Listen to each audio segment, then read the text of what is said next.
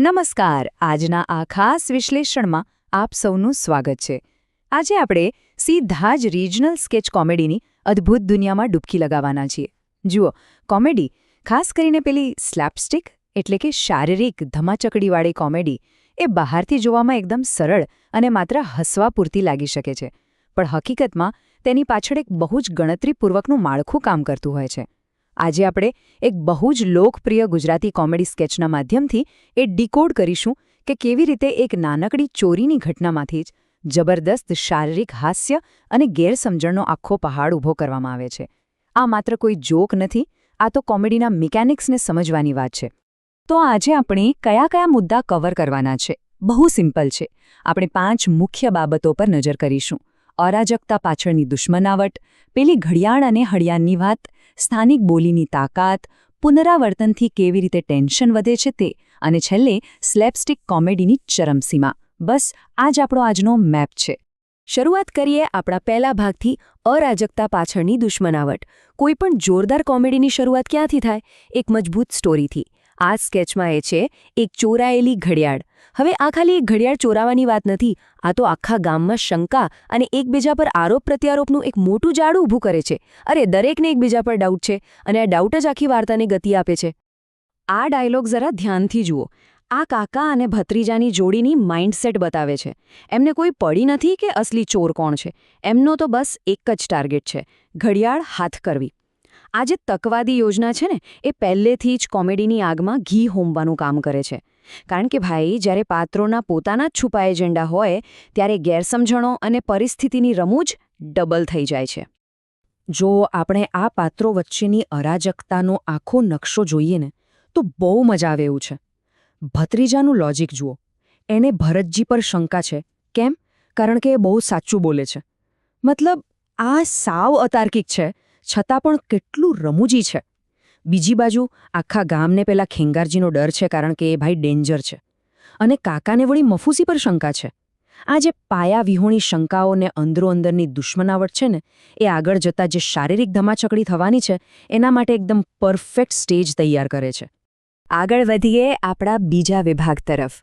ઘડિયાળ અને લાકડી, એટલે કે એક મનોવૈજ્ઞાનિક જાળ. આ વાર્તાનું સૌથી મેઇન રમૂજી ટૂલ છે, જે પાત્રોના ડર સાથે જોરદાર રીતે રમે છે. તો અહીંયા સૌથી ક્રુશિયલ પોઈન્ટ એ છે કે આ એક જૂની અને જાણીતી દેશી ટ્રીક છે. મફુજી એક એવી અફવા ફેલાવે છે કે જેણે પણ ચોરી કરી હશે ને, એની લાકડી સવાર સુધીમાં 4 આંગળ વધી જશે. હવે આમાં કોઈ જાદુ મંતર નથી, આ તો માનવ મનોવિજ્ઞાન સાથે રમાયેલી એક બહુ જ સ્માર્ટ અને રમૂજી રમત છે. આખી સિસ્ટમ કઈ રીતે કામ કરે છે એ સમજીએ. સ્ટેપ 1, બધા શકમદોને માપસરની લાકડીઓ આપી દેવી. પછી સ્ટેપ 2, એમના મગજમાં ડર બેસાડવો કે ગુનેગારની લાકડી વધી જશે. અને છેલ્લે બસ એ જોવાની મજા લેવી કે દોષિત વ્યક્તિ ડરીને પોતાની જ લાકડી કાપી નાખે. આ ટ્રેપ એટલું સચોટ છે કે જે ગભરાયેલો છે એ પોતાની જાતને બચાવવાના ચક્કરમાં સામે ચાલીને મૂર્ખામી કરે છે. બિલકુલ સેલ્ફ ઇન્ક્રિમિનેશન. હવે ત્રીજા ભાગ પર આવીએ. સ્થાનિક બોલીની તાકાત. કોઈ પણ કોમેડી માટે ભાષા બહુ જ મહત્વની હોય છે, અને અહીંયા તો એનો કમાલ જોવા જેવો છે. આ સ્કેચનો સૌથી પાવરફુલ શબ્દ કયો છે ખબર છે? હળિયો. આ ખાલી કોઈ લાકડી નથી. આ ગામઠી ભાષાનો એક એવો વજનદાર શબ્દ છે કે સાંભળતા જ આખા સીનમાં એક જબરદસ્ત જીવંતતા આવી જાય છે. આખા સ્કેચમાં આ શબ્દ વારંવાર સંભળાય છે, પહેલાં માપણી માટે અને પછી એકબીજાને માર મારવા માટે. આ માટીની સુગંધવાળો શબ્દ ડાયલોગ્સને એટલા બધા પંચી અને રિલેટેબલ બનાવે છે કે વાત ન પૂછો. અને આ ભાષાથી કેવો ગજબનો વિરોધાભાસ ઊભો થાય છે એ જુઓ. કુમતા કાકા જેવા પાત્રો જ્યારે વાતો કરે ને, ત્યારે મોટી મોટી ધમકીઓ આપે કે એના હાથ પગ ભાગી નાખવા છે, આખી જિંદગી તડફડશે. પણ જેવો હુમલાખોર સામે આવે અને પહેલો ફટકો પડે કે તરત જ બધી બહાદુરી હવામાં ગાયબ. પછી તો બસ એક જ બૂમ સંભળાય, "ઓ બાપા રે, મરી ગયો, મને બચાવો!" આ કોન્ટ્રાસ્ટ જોઈને કોઈ પણ પેટ પકડીને હસવા મજબૂર થઈ જાય. ચાલો હવે વાત કરીએ ચોથા મુદ્દાની, પુનરાવર્તન દ્વારા વધતો તણાવ. કેવી રીતે અરાજકતા ધીમે ધીમે પીક પર પહોંચે છે એ જોઈએ. આ ટાઈમલાઈન જોશો એટલે કોમેડીમાં એસ્કેલેશનનો રૂલ સ્પષ્ટ સમજાઈ જશે. સવારે તો એકદમ શાંતિથી હળિયા વહેંચાય છે. બપોર પડે ત્યાં સુધીમાં તો શંકા અને ડરનો માહોલ જામી જાય છે, છુપી રીતે લાકડીઓ તોડાવવાની શરૂઆત થઈ જાય છે. સાંજ પડતા પડતા હુમલાખોર શકમંદો પાછળ દોડવા લાગે છે અને રાત પડે ત્યાં સુધીમાં તો ફૂલ ઓન ફિઝિકલ ધમાચકડી અને તૂટેલા હળિયા. એક નાનકડી વાતમાંથી આટલો મોટો હંગામો, આ ક્રમિક વિકાસ જ દર્શકોને જકડી રાખે છે. અહીં રિપીટેશન એટલે કે પુનરાવર્તન એક રિધમ સેટ કરે છે. મારો હળિયો લાવો લ્યાની સતત પડતી બૂમો, એકબીજા પર અચાનક ઢોળાતો દોષ, સંતાવાની અલગ અલગ જગ્યાઓમાંથી અચાનક કૂદી પડવું અને દોડતી વખતે સંભળાતી પીડાની ચીચિયારીઓ, આ બધું જ વારંવાર થવાથી હાસ્યનો ગ્રાફ સતત ઉપર જતો જાય છે. પુનરાવર્તન એ કોમેડીનું બહુ જ ઘાતક શસ્ત્ર છે, એ આ સ્કેચ સાબિત કરે છે. અને હવે આપણે પહોંચી ગયા છીએ અંતિમ ચરણમાં, સ્લેપસ્ટિક કોમેડીની ચરમસીમા. આ એ પોઈન્ટ છે જ્યાં બધો જ તણાવ એકસાથે વિસ્ફોટ પામે છે. આ ડાયલોગ બરાબર સાંભળો. ક્લાઇમેક્સ આખું અહીંયા ક્લિયર થઈ જાય છે. જે લાકડીઓ ચોર પકડવા માટે આપી હતી ને ભાઈ, એ જ લાકડીઓથી બધાને ઢોરમાર પડે છે.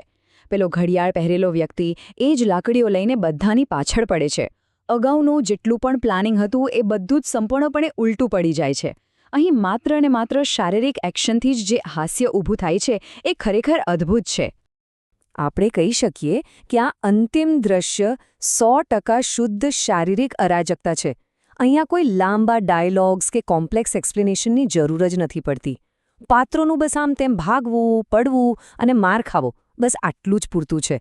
સ્લેપસ્ટિક કોમેડીનો અસલી પાવર આમાં જ રહેલો છે. તો આજના આ વિશ્લેષણને અંતે એક મોટો પ્રશ્ન ઊભો થાય છે. પ્રાદેશિક કોમેડી, જે આમ જોવામાં માત્ર ધમાલમસ્તી લાગતી હોય છે, તે હકીકતમાં શારીરિક અરાજકતા અને સ્થાનિક બોલીનો કેટલો કુશળતાપૂર્વક ઉપયોગ કરે છે, ખરું ને?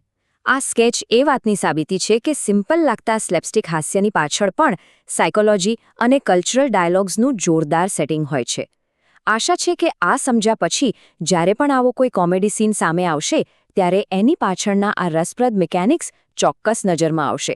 આ સફરમાં જોડાવા બદલ ખૂબ ખૂબ આભાર.